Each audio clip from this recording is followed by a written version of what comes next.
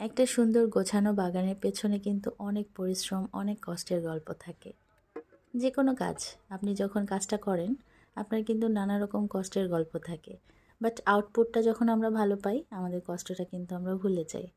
আমরা যখন ছাদে বাগান করা শুরু করেছিলাম, তখন একটা কর্নার দিয়ে স্টার্ট করেছিলাম। কিন্তু এখন কিন্তু আমাদের পুরো ছাদে গাছের অভাব নেই, আলহামদুলিল্লাহ। শাক সবজি ফলমূল সব রকম গাছ আমরা লাগিয়েছি।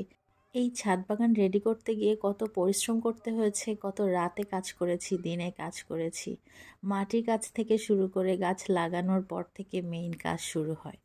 এত পরিশ্রম, এত কষ্ট সব কিছুই ম্লান হয়ে যায় যখন দেখবেন আপনার একটা গাছ আস্তে আস্তে বড় হলো, সেটাতে ফুল আসলো এবং সেখান থেকে আপনি নিজ হাতে ফলমূল হারভেস্ট করতে পারছেন।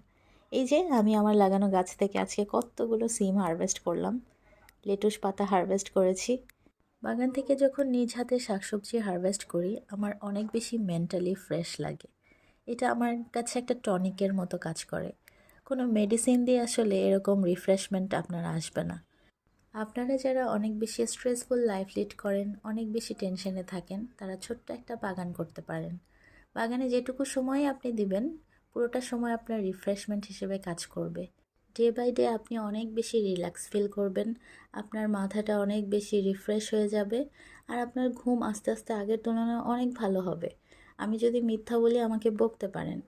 আপনি আমাকে বলতে পারেন তোমার কথা অনুযায়ী আমি বাগান করেছি, বাগানে সময় দিয়েছি, কিন্তু আমার আসলে কোনো কাজ হয়নি, আমি আগের তুলনায় ভালো নেই।